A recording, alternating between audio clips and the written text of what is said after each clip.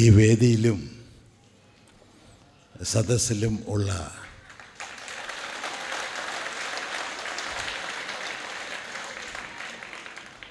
എൻ്റെ ഗുരുജനങ്ങളെ എന്ന് ഞാൻ സംബോധന ചെയ്തത് ഇവിടെ ഇരിക്കുന്ന കൊച്ചു കുഞ്ഞുങ്ങൾ ഉൾപ്പെടെയുള്ളവരെയാണ്. അതെന്തുകൊണ്ട് എന്ന് ഞാൻ എൻ്റെ സംസാരം ഉപസംഹരിക്കുന്നതിന് മുമ്പ് പറയാം. ഇന്ന് ഈ മനോഹരമായ സന്ധ്യയിൽ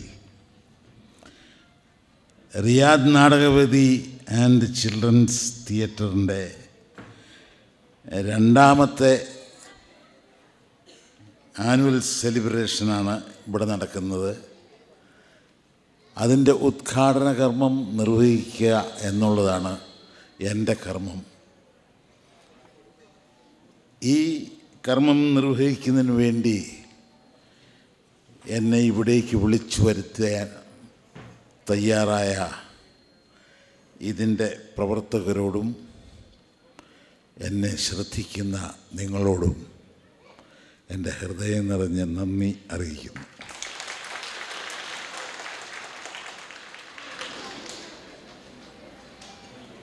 ഇന്നിവിടെ ഒരു നാടകം അരങ്ങേറുന്നതായും അറിയാൻ കഴിഞ്ഞു. അതിൽ ചില കലാകാരന്മാരെയും കലാകാരികളെയും പരിചയപ്പെടാനുള്ള ഭാഗ്യവും എനിക്കുണ്ടായി. അതിലെ ഒരു പ്രവർത്തകനാണ് കുറച്ചു മുമ്പ് ഇവിടെ നിന്ന് പറഞ്ഞത് നാടകം മരിക്കുകയാണെന്ന്. നാടകം ഒരിക്കലും മരിക്കില്ല. നാടകം നമ്മളുടെ ആവശ്യമാണ്, ഈ സമൂഹത്തിൻ്റെ ആവശ്യമാണ്. സമൂഹത്തെ പരുവപ്പെടുത്താനും സമൂഹത്തിൻ്റെ സ്വഭാവ രൂപീകരണം നടത്താനും അവരെ നേർവഴിക്ക് നയിക്കാനും നാടകം എന്ന കലാരൂപം വളരെ അധികം പ്രയോജനപ്പെട്ടിട്ടുള്ളതായി എനിക്ക് അനുഭവമുണ്ട്, അറിയാനും കഴിഞ്ഞിട്ടുണ്ട്. റഷ്യൻ ഭരണകൂടം, മുൻപുണ്ടായിരുന്ന ഭരണകൂടം നിലനിന്നത് നാടക സാഹിത്യത്തിലൂടെയും നാടകാവതരണത്തിലൂടെയും ആയിരുന്നു. ഞാൻ ആദ്യം വായിച്ച വിദേശ നാടകങ്ങൾ റഷ്യൻ നാടകങ്ങളാണ്. അതെല്ലാം വളരെയധികം വിപ്ലവ വീര്യം സമൂഹത്തിലേക്ക് പകർന്നു കൊടുത്തിട്ടുണ്ട്. നമ്മുടെ ഭരണക്രമത്തിലും നാടകത്തിൻ്റെ സ്വാധീനം ഉണ്ടായിട്ടുണ്ട്. 1952 ഞാനന്ന് 8ാം ക്ലാസ്സിൽ പഠിക്കുകയാണ്. അന്നാണ് KPAC-യുടെ നിങ്ങളെന്നെ കമ്മ്യൂണിസ്റ്റാക്കി എന്ന നാടകം അവതരിപ്പിക്കാൻ തുടങ്ങിയത്. അതിലെ ചില ഗാനങ്ങൾ പലപ്പോഴും എന്നെ ചിന്തിപ്പിച്ചിട്ടുണ്ട്, പലപ്പോഴും ഒരു പ്രത്യേക അനുഭൂതി പകർന്നു തന്നിട്ടുണ്ട്. നാടകം കാണാൻ സാധിച്ചില്ല. അങ്ങനെ ഗാനങ്ങൾ മാത്രം കേട്ട് സംതൃപ്തി അടഞ്ഞ് 8ലും 9ലും 10ലും പഠിച്ചു. 55-ലാണ് ഞാൻ 10ാം ക്ലാസ്സിലുണ്ടായിരുന്നത്. കോട്ടയം MD സെമിനാരിയിൽ 10ാം ക്ലാസ്സിൽ പഠിച്ചുകൊണ്ടിരിക്കുമ്പോൾ ഒരു ക്രിസ്മസ് അവധി, ആ അവധിക്ക് ഞാൻ മുണ്ടക്കയത്തുള്ള എൻ്റെ വീട്ടിലേക്ക് പോകാൻ വേണ്ടി കോട്ടയത്ത് വന്ന് പ്രൈവറ്റ് ബസ്സാണെന്ന് സ്വരാജ് മോട്ടോഴ്സ് അതിൽ കയറി ടിക്കറ്റും എടുത്തിരിക്കുകയാണ്. ടിക്കറ്റ് എടുത്ത് ഈ വണ്ടി എപ്പോൾ വിടും എന്നുള്ള ഒരു ചിന്തയിൽ ഇങ്ങനെ ചുറ്റും നോക്കിയിരിക്കുമ്പോൾ താഴെ ഒരു ബോർഡ് ഇരിക്കുന്നു. ഇന്ന് രാത്രി 9:30 മാലി മൈതാനത്ത് KPAC-യുടെ, അതായത് കേരള പീപ്പിൾസ് ആർട്സ് ക്ലബിൻ്റെ നിങ്ങളെന്നെ കമ്മ്യൂണിസ്റ്റാക്കിയെന്ന് നാടകം അവതരിപ്പിക്കുന്നു. രംഗത്ത് കാമ്പിശ്ശേരി കരുണാകരൻ, O. മാധവൻ,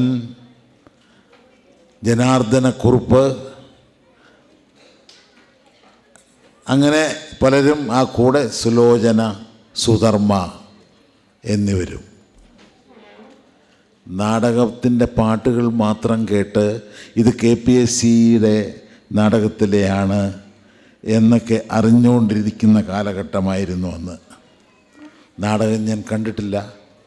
ഒരിക്കലൊരു സിനിമ കാണാൻ തിയേറ്ററിൽ പോയപ്പോൾ ഒരു വലിയ ഒച്ച ബഹളമൊക്കെ കേട്ട് പുറത്തുനിന്നൊരു ഒരു സ്ത്രീ പ്രത്യേകമായ രീതിയിലൊക്കെ വസ്ത്രധാരണം ചെയ്ത് കയറി വരുന്ന, കൂടെ കുറേ ആൾക്കാരും.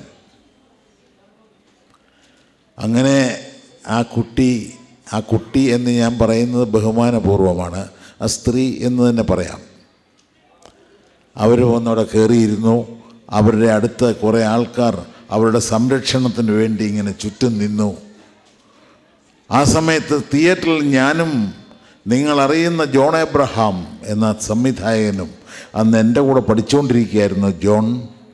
ഞങ്ങൾ ഒന്നിച്ച് അവിടെ ഇരുന്നിട്ട് ചോദിച്ചു, ഏതാണ് ആ പെണ്ണ്?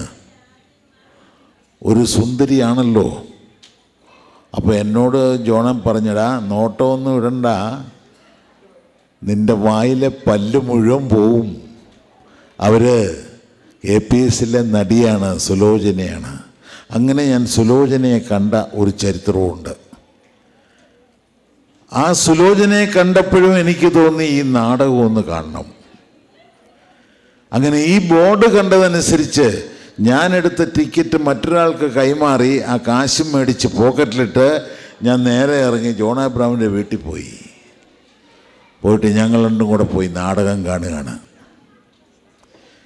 ആ നാടകത്തിൽ കർഷകനെക്കുറിച്ചും കർഷക തൊഴിലാളിയെക്കുറിച്ചും അവൻ്റെ വിഷമതകളെക്കുറിച്ചും അവൻ അനുഭവിക്കുന്ന മർദ്ദനങ്ങളെക്കുറിച്ചും ചൂഷണങ്ങളെക്കുറിച്ചും എല്ലാം പ്രതിപാദിച്ചിട്ടുണ്ട്.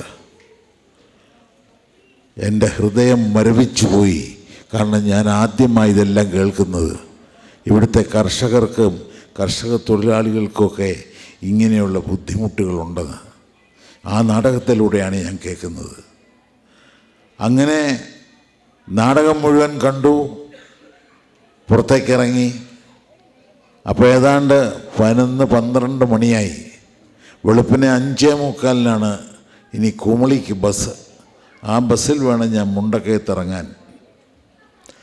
നേരെ വന്ന് ബസ് സ്റ്റാൻഡിൻ്റെ അവിടെ വന്ന്, അവിടെ ബസ്സൊന്നുമില്ല, ഇനി വെളുപ്പിനെ കൊണ്ട് കയറ്റിയെടുത്തേ ഉള്ളൂ. അവിടെ ഒരു കടത്തിണ്ണയിലിരുന്നു. കുറേ കഴിഞ്ഞപ്പോൾ കിടന്നു, ഉറങ്ങിപ്പോയി. വെളുപ്പിനെ ഏതാണ്ടൊരു 4 മണിയൊക്കെ ആയപ്പോൾ ഒരു വലിയ തട്ടും മുട്ടും കേട്ട് ഞാൻ എഴുന്നേറ്റു. ഉറക്കത്തിൽ നുണന്നു. നോക്കുമ്പോൾ ഒരാൾ കെറ്റിൽ കാപ്പി കച്ചവടം, നല്ല ചൂട് കാപ്പി, നീലഗിരി കാപ്പി എന്നും പറഞ്ഞ് വന്നിരിക്കുകയാണ്. ഇപ്പോൾ ഡിസംബർ മാസമാണ്. ഈ കാപ്പിയുടെ ആവി നല്ല നിറത്തിലിങ്ങനെ പോയിക്കൊണ്ട് കണ്ട കൊതി വരും. അയാളിങ്ങനെ കാപ്പി ആറ്റി എന്നോട് ചോദിച്ചു, ചേട്ടാ ഒരു ഗ്ലാസ് നോക്കുന്നോ, കഴിക്കുന്നോ? അപ്പോൾ എൻ്റെ കയ്യിൽ ബസ്സിൻ്റെ ചാർജ് കഴിഞ്ഞാൽ പിന്നെ 2 അണയേ മിച്ചമുള്ളൂ.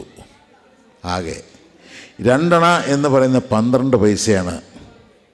അതായത് 1 അണ 6 പൈസ. അപ്പോൾ എനിക്ക് ഈ 2 അണ മുണ്ടക്കയത്ത് ചെന്നാൽ അവിടുന്ന് ഒരു പ്രൈവറ്റ് ബസ്സിന് കയറി എൻ്റെ വീടിൻ്റെ പടിക്കൽ ഇറങ്ങണമെങ്കിൽ 2 അണ കൊടുക്കണം. അതിന് വച്ചിരിക്കുകയാണ്. പക്ഷേ ഈ കാപ്പി കണ്ടപ്പോൾ ഒരു കൊതിയൊക്കെ തോന്നി. നടന്നു പോകാം, ഒരു കാപ്പി കുടിച്ചേളയാം എന്ന് വിചാരിച്ച് കാപ്പി തരാൻ പറഞ്ഞു. ഈ കാപ്പി കുടിച്ചുകൊണ്ടിരിക്കുമ്പോൾ തൊട്ടടുത്ത് ബെസ്റ്റ് ബേക്കറി എന്ന് പറഞ്ഞ ഒരു പ്രസ്ഥാനമുണ്ട്, ഇപ്പോഴും ഉണ്ടെന്ന് തോന്നുന്നു അവിടെ. അതിൻ്റെ തിണ്ണേന്നൊരു പാട്ട് കേട്ടു. പൊന്നരിവാളം വിളിയിൽ കണ്ണറിയുന്നോളെ അയ്മാത്തിൻ പോന്തണലിൽ വാടി നിൽക്കുന്നോളെ. ഇതായിരുന്നു പാട്ട്. സ്വല്പം ശ്വാസം മുട്ടലുണ്ട്, അതുകൊണ്ട് പാടാനൊക്കെ വിഷമമുണ്ട് കേട്ടോ. അപ്പോൾ ഈ പൊന്നരിവാൾ അമ്പിളിയിൽ കണ്ണെറിയുന്നോളെ, ആ മരത്തിൻ പൂന്തണലിൽ വാടി നിൽക്കുന്നോളെ കുറച്ചു മുമ്പേ ഞാൻ കേട്ടതാണ് ആ നാടകത്തിൽ. അതിനേക്കാൾ മനോഹരമായി ആരോ ഇവിടെ ഇരുന്ന് പാടുന്നു. ഞാൻ ചെന്ന് നോക്കി, എൻ്റെ കൂടെ ഈ ബസ്സിന് കയറാനുള്ളൊരു 10-15 പേരുടെ നിൽപ്പുണ്ട്. അവരും ഈ ചൂട് കാപ്പിയുമായിട്ട് അങ്ങോട്ട് പോയി. അവിടെ ചെന്നപ്പോൾ ഒരു താടിയൊക്കെ വളർത്തിയ ഒരു ധർമ്മക്കാരനെ പോലെ ഒരാളൊരു ചെറുപ്പക്കാരൻ ആ തൂണിൽ ചാരിയിരുന്ന് പാടുകയാണ്. നിശബ്ദരായി നിന്ന് ഞങ്ങൾ ഈ പാട്ട് കേട്ട് കഴിഞ്ഞിട്ട് ഇതിലെ ഒരു വ്യക്തി വിളിച്ചു പറഞ്ഞു, ചേട്ടാ ഒരു പാട്ടൂടെ പാടാൻ. അപ്പോൾ അയാൾ പറഞ്ഞു, അയ്യോ അത്താഴപ്പട്ടിണിയാണേ, പാടാൻ വയ്യ എന്ന്. അപ്പോൾ എൻ്റെ ഒരെണ്ണ ഇനി ബാക്കിയുണ്ട്, കാപ്പിക്ക് ഒരെണ്ണയേ ഉള്ളല്ലോ. ഞാൻ വേഗം കാപ്പിക്കാരനെ വിളിച്ച് അയാൾക്ക് ഒരു കാപ്പി കൊടുക്കാൻ പറഞ്ഞു. കാപ്പി കൊടുത്തപ്പോൾ ഞാൻ അയാളോട് പറഞ്ഞു, പാടാനല്ല കേട്ടോ, ഇയാൾ കുടിച്ചോ എന്ന് പറഞ്ഞു. അങ്ങനെ ബസ് വന്നു, ഞങ്ങളെല്ലാവരും ബസ്സിൽ കയറി. ബസ്സിങ്ങനെ വിട്ടു, നേരെ അടുത്ത ജംഗ്ഷന് ചെല്ലുന്നു. അവിടെ നിന്ന് എൻ്റെ ഒരു സഹപാഠി, മുണ്ടക്കയത്തുണ്ടായിരുന്ന സഹപാഠി കയറുന്നു. ഞാൻ ചോദിച്ചു, നീ എന്താ ഇവിടെ? പേരൂർ എൻ്റെ ഒരു പെങ്ങളുണ്ട്, പെങ്ങളുടെ വീട്ടിൽ വന്നതാ. അങ്ങനെ അവനും കയറി. നല്ല തണുപ്പായിരുന്നതുകൊണ്ട് ഞാൻ ആ ഡ്രൈവറുടെ തൊട്ട് പുറകിലത്തെ സീറ്റിലാണ് കയറി. അവിടെ ആകുമ്പോൾ എൻജിൻ്റെ ചൂടുണ്ടല്ലോ, അങ്ങനെ കയറിയിരിക്കുകയാണ്. അവിടുന്ന് വണ്ടി വിട്ട് ശകലം അങ്ങോട്ട് നീങ്ങിയ ഉടനെ പുറയുന്ന 2 കൊച്ചു കുഞ്ഞുങ്ങളുടെ ശബ്ദം, പൊന്നരിവാൾ അമ്പിളിയിൽ. ഞങ്ങൾ തിരിഞ്ഞു നോക്കുമ്പോൾ ഈ വയറ്റത്ത് തഴമ്പുള്ള 2 കുട്ടികൾ, ഷർട്ടിട്ടിട്ടില്ല, കമ്പിയെ പിടിച്ചിട്ടില്ല, ബസ് ഓടിക്കൊണ്ടിരിക്കുകയാണ്. ബാലൻസ് ചെയ്ത് നിന്നുകൊണ്ട് വയറ്റത്തടിച്ച് പാടുകയാണ് ജീവിക്കാൻ വേണ്ടി, പൊന്നരിവാൾ അമ്പിളിയിൽ. ഞാൻ ആലോചിച്ചു, ഈ നാട്ടിൽ കമ്മ്യൂണിസ്റ്റാക്കി നാടകം ഉണ്ടാക്കിയ ചലനം എന്താണ്? ഈ പാട്ട് എവിടെയും കേൾക്കാം. അങ്ങനെ പൊൻകുന്നത്തെത്തുന്നതുവരെ ഈ കുട്ടികൾ പാടിക്കൊണ്ടിരുന്നു. ഇടയ്ക്ക് ഒരു ചെറിയ പാട്ടയുമായിട്ട് ഇങ്ങനെ കിലുക്കി വരും. എൻ്റെ അടുത്ത് വന്നപ്പോൾ എൻ്റെ കാശില്ല, 2 അണ ആകെ ഉണ്ടായിരുന്നത് തീർന്നു പോകും. അപ്പം ഞാൻ ഈ സഹപാഠിയോട് ചോദിച്ചു, എൻ്റെ പൈസ ഉണ്ടോ? അപ്പോൾ പറഞ്ഞു, എൻ്റെ 2 രൂപ ഉണ്ട്, അതിങ്ങനെ തരാൻ പറഞ്ഞു. അത് വാങ്ങിച്ച് ഈ കുട്ടികൾ എൻ്റെ അടുത്ത് വന്നപ്പോൾ ഇട്ട് കൊടുത്തു. അപ്പോൾ ആ കുട്ടികൾ ചോദിച്ചു, എത്ര എടുക്കണം? ഞാൻ പറഞ്ഞു, മുഴുവൻ എടുത്തു. അങ്ങനെ അവരെ പൊൻകുന്നത്ത് ഇറങ്ങുകയാണ്. പൊൻകുന്നത്ത് വണ്ടി നിർത്തിയിട്ട് കണ്ടക്ടർ പറഞ്ഞു, 20 മിനിറ്റ് സമയമുണ്ട്, ആർക്കെങ്കിലും വല്ല ചായയോ കാപ്പിയോ എല്ലാം കുടിക്കാം. ദൈവസഹായം ഹോട്ടൽ പൊൻകുന്നത്തുണ്ട്. അപ്പം ചെറിയൊരു ഹോട്ടലാണ്, ഇപ്പോൾ അത് വലുതാണ്, ദൈവസഹായം. അപ്പോൾ എനിക്ക് 2 അണ ഉണ്ടായിരുന്നതും തീർന്ന്, നല്ല വിശപ്പും ഉണ്ട്. ആരെങ്കിലും സുഹൃത്തുക്കൾ കാണും, വല്ല ഇഡ്ഡലിയോ വല്ലതും വാങ്ങിച്ച് തന്നേക്കും എന്നൊക്കെ വിചാരിച്ചാണിങ്ങനെ ഇരിക്കുക, വിളിക്കുമെന്ന് വിചാരിച്ച്. അങ്ങനെ ബസ്സിലിരുന്ന് ഈ ദൈവസഹായം ഹോട്ടലിലേക്ക് നോക്കുമ്പോൾ അങ്ങ് ഒരാളിരുന്ന് നല്ല ചൂട് പറക്കുന്ന ഇഡ്ഡലി തിന്നുകൊണ്ടിരിക്കുക. അവൻ എൻ്റെ കൂട്ടുകാരനാണ്. അവനിപ്പോൾ എന്നെ കണ്ട വിളിക്കും എന്ന് വിചാരിച്ചിങ്ങനെ അവനെ തന്നെ നോക്കിയിരുന്നു. അവൻ എന്നെ കണ്ടു, വേഗം വാ എന്ന് വിളിച്ചു. പറ്റി, ഒരു 4-5 ഇഡ്ഡലി.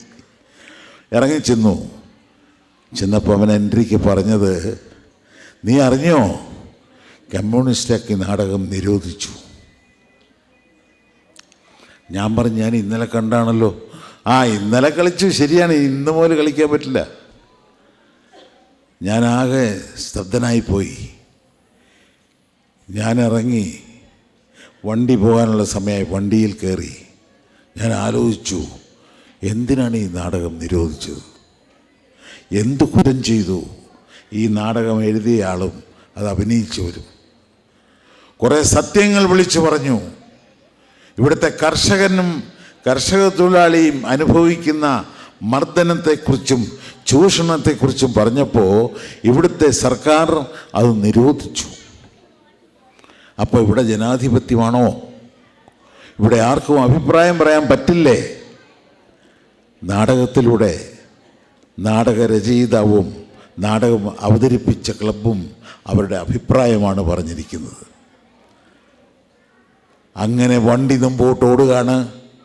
ഹൈറേഞ്ചിലേക്കാണ് ഞാൻ പൊയ്ക്കൊണ്ടിരിക്കുന്നത്. അങ്ങ് ദൂരെ നീലമലകൾ ഉയർന്നു നിൽക്കുന്നു.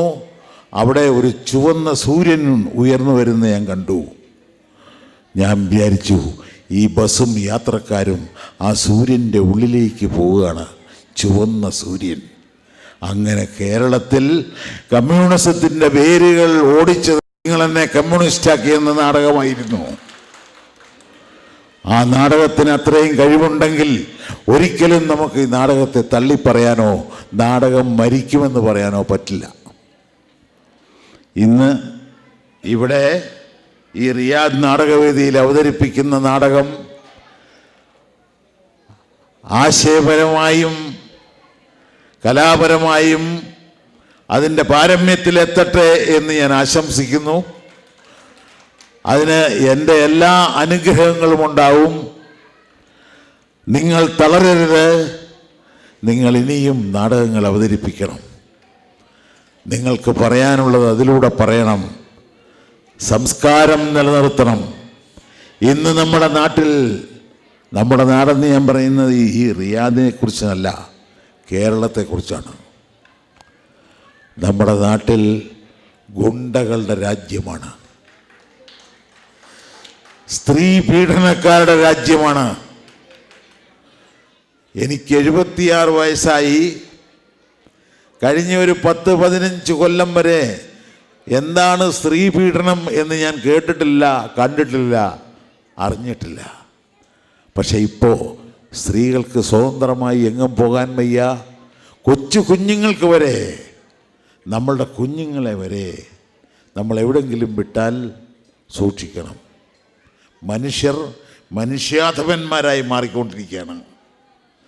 ഓരോരുത്തർ അതിനുള്ള ചില രക്ഷപ്പെടൽ സിദ്ധാന്തങ്ങൾ പറയും. ഇത് കലിയുഗമാണ്, മറ്റേ യുഗമാണ് എന്നൊക്കെ. അല്ല, ഈ യുഗങ്ങൾ, ഈ കലിയുഗങ്ങളൊക്കെ ഉണ്ടാക്കുന്ന നമ്മൾ തന്നെയാണ്.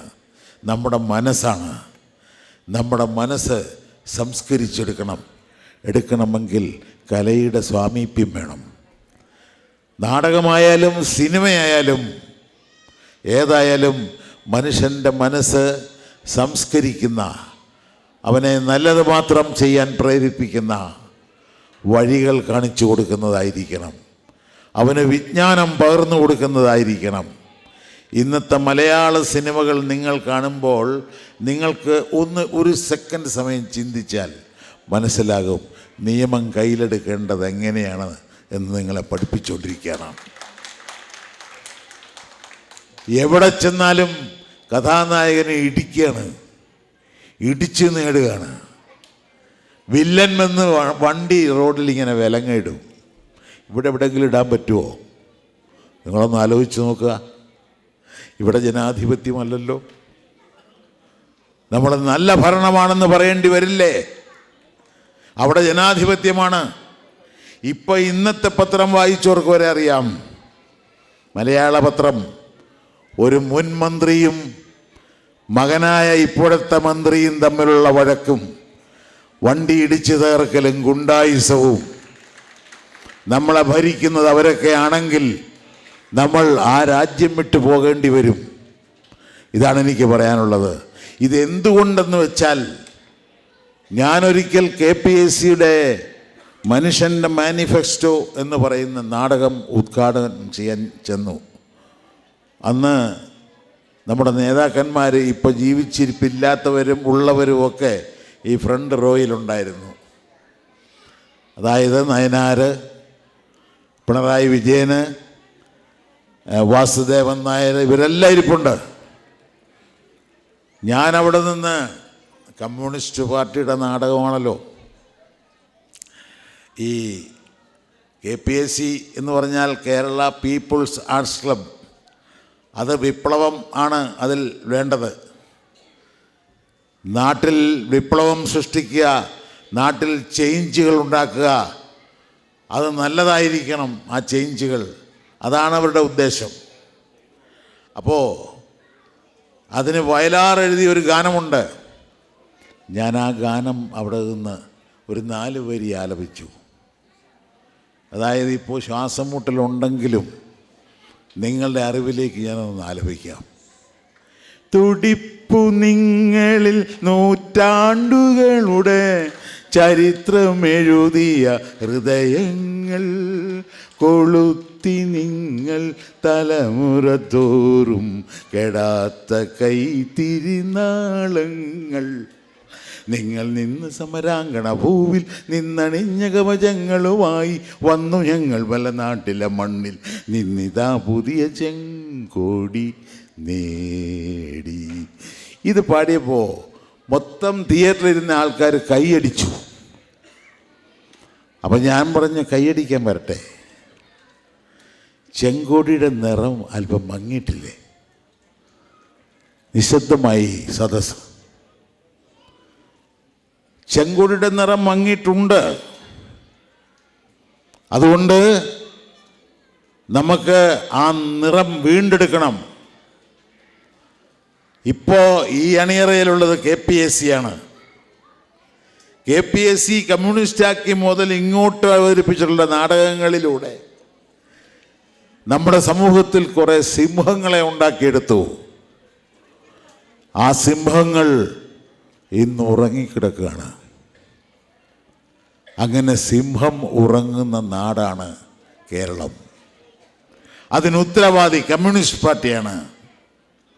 അവരുടെ പ്രവർത്തനത്തിന് വൈകല്യം സംഭവിച്ചിരിക്കുന്നു. അത് മാറ്റിയെടുക്കണം. അതിനും KPSC തന്നെ മുമ്പോട്ട് വരട്ടെ. മനുഷ്യൻ്റെ മാനിഫെസ്റ്റോ എന്ന നാടകം മുതൽ നിങ്ങൾ ആ സിംഹങ്ങളെ ഉണർത്താനുള്ള ഉണർത്തുപാട്ടുകൾ ആരംഭിക്കുക എന്ന് ഞാൻ പറഞ്ഞു.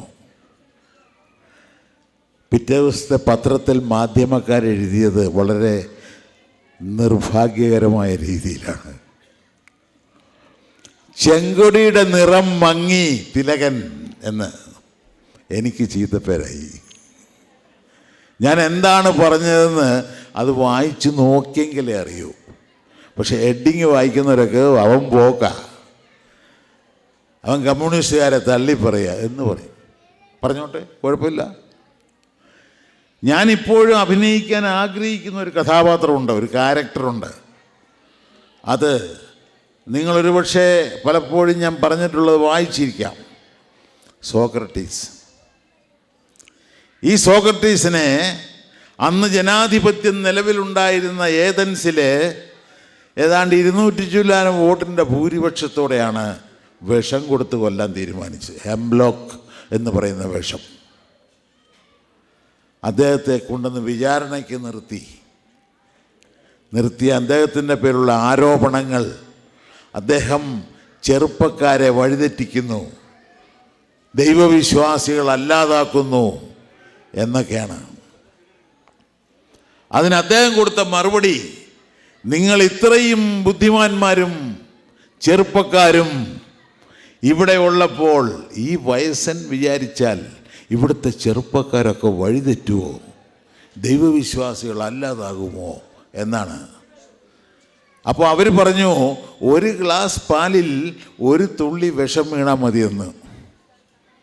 അപ്പോൾ സോക്രട്ടീസ് ചോദിച്ചു, അങ്ങനെയാണെങ്കിൽ 2 വീടിന് ഒരു വിളക്ക് മതിയോ എന്ന്. 2 സ്ഥലത്ത് സ്ഥിതി ചെയ്യുന്ന വീടുകൾക്ക് ഒരു വിളക്ക് പോരല്ലോ.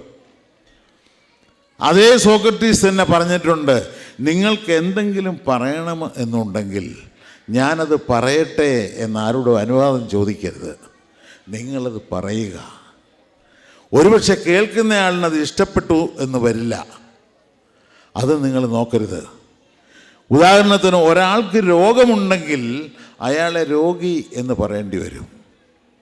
ഈ രോഗമുള്ള ആളിന് ആ പേര് ഇഷ്ടപ്പെട്ടെന്ന് വരില്ല, പക്ഷേ അയാൾ രോഗിയാണ്, അത് പറഞ്ഞേ പറ്റൂ. അപ്പം അങ്ങനെയുള്ള ഒരു കഥാപാത്രമാണ് സോക്രട്ടീസ്. ഞാനിപ്പോഴും ഇന്നിപ്പോൾ ഈ റിയാദിൽ വന്നപ്പോൾ ഞാൻ കൊണ്ടുവന്നിരിക്കുന്ന പെട്ടിക്കകത്തും PJ ആന്റണി എഴുതിയ സോക്രട്ടീസ് എന്ന നാടകം ഇരിപ്പുണ്ട്. ഞാനത് എഡിറ്റ് ചെയ്തുകൊണ്ടിരിക്കുകയാണ് ഇന്നത്തെ കാലാവസ്ഥയ്ക്ക് പറ്റിയ തരത്തിൽ. അത് തട്ടേ കയറ്റാൻ ഞാൻ ശ്രമിക്കും. അങ്ങനെയാണ് ഇപ്പോഴത്തെ എൻ്റെ ഒരു മനോഭാവം.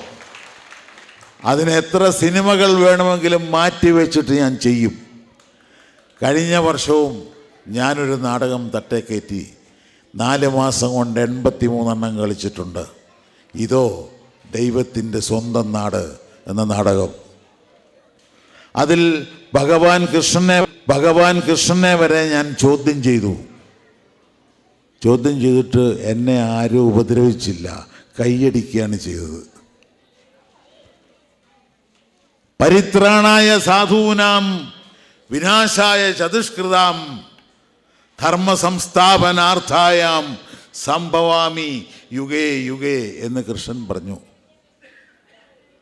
ഇവിടെ അധർമ്മം ഇല്ലാതാക്കാൻ അദ്ദേഹം ഓരോ യുഗത്തിലും അവതരിക്കുമെന്ന്. ഞാൻ ഇപ്പോൾ 76 വർഷമായി ഒരു യുഗം കഴിഞ്ഞിരിക്കുന്നു ഞാൻ ജനിച്ചിട്ട്. ഞാൻ പഠിച്ചത് ഇതുവരെ കൃഷ്ണനെ കണ്ടിട്ടില്ല. ഇതെനിക്ക് പറയാനുള്ള സ്വാതന്ത്ര്യമില്ലേ? കൃഷ്ണഭക്തന്മാരെന്നെ എതിർക്കും, പക്ഷേ എനിക്ക് പറയാനുള്ളത് പറയണ്ടേ? അതിന് ഞാൻ നാടകം എൻ്റെ മാധ്യമമാക്കും.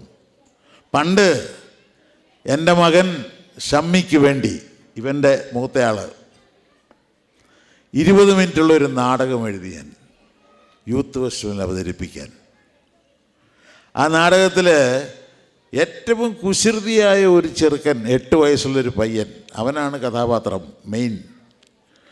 അവനെ സ്കൂളിൽ നിന്ന് കമ്പൽസറി TC കൊടുത്ത് വിട്ടു, ഇടുക്കിയിലുള്ള സ്കൂളിൽ നിന്ന്.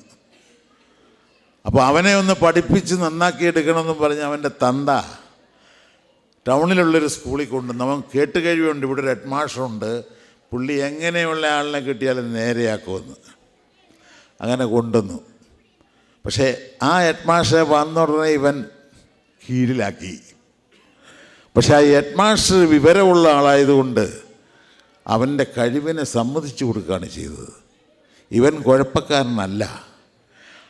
അത് ഇയാളിങ്ങനെ ഇവനുമായിട്ട് ഇൻ്റർവ്യൂ നടത്തിക്കൊണ്ടിരിക്കുന്ന സമയത്ത് ഹെഡ് മാസ്റ്റർ ഇവനോട് ചോദിച്ചു, നീ ആരാകാൻ ആഗ്രഹിക്കുന്നേ? അപ്പോൾ ഇവൻ പറഞ്ഞു, എൻ്റെ സഹപാഠികൾക്ക് പുസ്തകം വായിക്കാനില്ലാത്ത സഹപാഠികളുണ്ട്, വിലയ്ക്ക് വാങ്ങിച്ച് പഠിക്കാൻ. അങ്ങനെയുള്ളവർക്ക് പുസ്തകം വാങ്ങാനുള്ള പൈസ കൊടുക്കുകയും എൻ്റെ വിശക്കുന്ന സുഹൃത്തുക്കൾക്ക് ഭക്ഷണം കൊടുക്കുകയും ചെയ്യുന്ന ഒരാളായി മാറാൻ ഞാൻ ആഗ്രഹിക്കുന്നു. അപ്പോൾ ഹെഡ് മാസ്റ്റർ ചോദിച്ചു, ഓഹോ, അപ്പോൾ ക്രിസ്തുവിനെ പോലെയും കാറൽ മാർക്സിനെ പോലെയൊക്കെ ആകാൻ നീ ആഗ്രഹിക്കുന്നു അല്ലേ? അതിലും വലുതാകാൻ ആഗ്രഹിക്കുന്നു സാറേ എന്ന് പറഞ്ഞു. എന്നിട്ട് ചോദിച്ചു, സാറേ ഒരു സംശയം ചോദിച്ചോട്ടെ? ഈ 8 വയസ്സുള്ള പയ്യനാണ് ചോദിച്ചത്. അപ്പോൾ ഹെഡ് മാസ്റ്റർ ചോദിച്ചെന്താണ്? ഈ ക്രിസ്തുവും കാറൽ മാർക്സും ഒന്നല്ലേ? പെട്ടെന്ന് രക്ഷകർത്താവ് ഡാപ് എന്ന് വിളിച്ചു. ഹെഡ് മാസ്റ്റർ പറഞ്ഞു, കൈ കാണിച്ചിട്ട് പറഞ്ഞു, അവൻ പുസ്തകം വായിക്കുന്നവനാണെന്ന് പറഞ്ഞില്ലേ? അവർക്ക് അങ്ങനെയുള്ള സംശയമൊക്കെ ഉണ്ടാകും. ആ സംശയം നമ്മൾ നിവൃത്തി വരുത്തി കൊടുക്കണം. എന്തുകൊണ്ടാണ് നിനക്ക് അങ്ങനെ തോന്നിയത് ക്രിസ്തുവും കാറൽ മാർക്സും ഒന്നാണെന്ന്? അപ്പോൾ അവൻ പറഞ്ഞു, അധ്വാനിക്കുന്നവരെ, ഭാരം ചുമക്കുന്നവരെ, നിങ്ങൾ എൻ്റെ അടുത്തേക്ക് വരുവിൻ, നിങ്ങൾ ഭാഗ്യവാന്മാർ. എന്തുകൊണ്ടെന്നാൽ സ്വർഗരാജ്യം നിങ്ങൾക്കുള്ളതാണ് എന്ന് ക്രിസ്തു പറഞ്ഞു. ലോക തൊഴിലാളികളെ സംഘടിക്കുവിൻ, നഷ്ടപ്പെടാൻ കൈവിലങ്ങുകൾ മാത്രം, കിട്ടാൻ പുതിയൊരു ലോകം എന്ന് കാറൽ മാർക്സും പറഞ്ഞു. ക്രിസ്തു പറഞ്ഞ അധ്വാനിക്കുന്നവരും ഭാരം ചുമക്കുന്നവരും അല്ലേ ലോക തൊഴിലാളികൾ? ക്രിസ്തു പറഞ്ഞ സ്വർഗരാജ്യമല്ലേ കാറൽ മാർക്സ് പറഞ്ഞ പുതിയ ലോകം എന്ന നാടകത്തിലുണ്ട്. ആരും പ്രതികരിച്ചില്ല. ഇന്നിപ്പോൾ കമ്മ്യൂണിസ്റ്റ് പാർട്ടി പറയുന്നു ക്രിസ്തു വലിയ സോഷ്യലിസ്റ്റാണെന്ന്. അപ്പം ഞാൻ ആനന്ദം കൊള്ളുന്നു. എത്രയോ വർഷങ്ങൾക്ക് മുമ്പ് 77-ലോ 76-ലോ മറ്റോ ഞാൻ എഴുതിയ നാടകമാണത്. എനിക്ക് വലിയ സന്തോഷമുണ്ട്. അങ്ങനെ നാടകം എൻ്റെ ജീവിതത്തിൽ ഒരുപാട് തിരുത്തി കുറിക്കലുകൾ നടത്തിയിട്ടുണ്ട്. ഒരുപാട് ആശയങ്ങൾ എനിക്ക് പകർന്നു തന്നിട്ടുണ്ട്. എനിക്ക് ആഹാരം തന്നിട്ടുണ്ട്. 19ാമത്തെ വയസ്സിൽ വീട്ടിൽ നിന്നും നാടകം കളിച്ചതിൻ്റെ പേരിൽ പുറത്താക്കപ്പെട്ട ഞാൻ പിന്നീട് വീട്ടിലേക്ക് തിരിച്ചു പോയിട്ടില്ല. അതിനുശേഷം നാടകത്തിലും സിനിമയിലുമായി 55 വർഷം ഞാൻ ചെലവാക്കി. ഒരു 9 സ്റ്റേറ്റ് അവാർഡുകളും 2 നാഷണൽ അവാർഡും 2 സംഗീത നാടക അക്കാദമിയുടെ അവാർഡും 1 പത്മശ്രീയും നേടി ഇന്ന് നിങ്ങളുടെ മുമ്പിൽ നിൽക്കുകയാണ്. ഇത് എൻ്റെ നേട്ടമായിട്ട് ഞാൻ പറയുന്നില്ല. ഈ നാടകം കാണാനിരിക്കുന്ന നിങ്ങളോട് ഇനി കൂടുതൽ സംസാരിക്കണമെന്ന് ഞാൻ വിചാരിക്കുന്നില്ല. അതുകൊണ്ട് ഞാൻ നേരത്തെ പറഞ്ഞ വാക്കിലേക്ക് വരാം. ഇത് എൻ്റെ നേട്ടമല്ല, എൻ്റെ ഗുരുക്കന്മാർ എനിക്ക് തന്ന നേട്ടമാണ്. ഞാൻ പറഞ്ഞു, നിങ്ങളാണ് എൻ്റെ ഗുരുക്കന്മാർ. എങ്ങനെ? ഈ ഇരിക്കുന്ന കൊച്ചു കുഞ്ഞുങ്ങൾ ഉൾപ്പെടെ. എങ്ങനെയാണ്? ഞാൻ സ്റ്റേജിലും സ്ക്രീനിലും നിന്ന് ചിരിച്ചപ്പോൾ നിങ്ങളും ചിരിച്ചു. ഞാൻ കരഞ്ഞപ്പോൾ നിങ്ങൾ എന്നോടൊപ്പം കരഞ്ഞു. ആ സമയത്ത് നിങ്ങളുടെ ഹൃദയം എൻ്റെ കൈവെള്ളയിൽ നിങ്ങൾ തന്നു. അത് നോക്കി ഞാൻ പഠിച്ചു എങ്ങനെ അഭിനയിക്കണം, എങ്ങനെ അഭിനയിക്കരുത് എന്ന്. അതുകൊണ്ടാണ് നിങ്ങൾ എൻ്റെ ഗുരുക്കന്മാരെന്ന് ഞാൻ പറഞ്ഞത്. ഇതിന് നിങ്ങളോട് നന്ദി പറയാൻ എൻ്റെ വാക്കുകളില്ല. ഞാൻ പഠിച്ച ഒരു ഹിന്ദി കവിതയുടെ 4 ലൈൻ ഇവിടെ ആലപിച്ചുകൊണ്ട് ഞാൻ എൻ്റെ വാക്കുകൾ അവസാനിപ്പിക്കാം. സബ് ധർത്തി കാഗദ് കരോ ലേഖനി സബ് കനകായ सात समुद्र मशी करो गुरु गुण लिखानद है. ഈ ഭൂമി മുഴുവൻ കടലാസാക്കിയാലും ഈ വൃക്ഷലതാദികൾ മുഴുവൻ പേനയാക്കിയാലും 7 സമുദ്രങ്ങളും മഷിയാക്കിയാലും ഗുരുവിന്റെ ഗുണഗണങ്ങൾ എഴുതി തീർക്കാൻ സാധിക്കില്ല. നിങ്ങൾ എന്റെ ഗുരുക്കന്മാരാണ്.